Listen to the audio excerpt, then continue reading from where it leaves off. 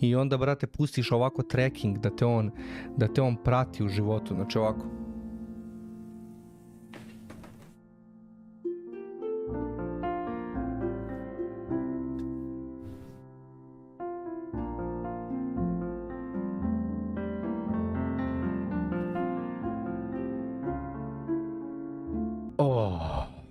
Upravo sam vam pokazao celu neraspremljenu sobu. Šećero, hoćeš da se javiš ljudima? Dođi, Šećerko.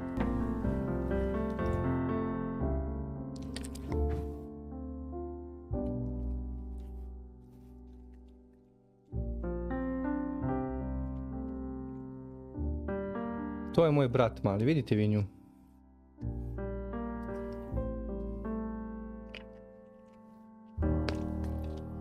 Dobro.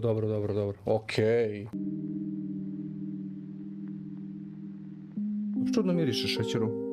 Kao da si se skoro kupala, ali si se malo i usmrdela. Neki neobičan kombo, onako.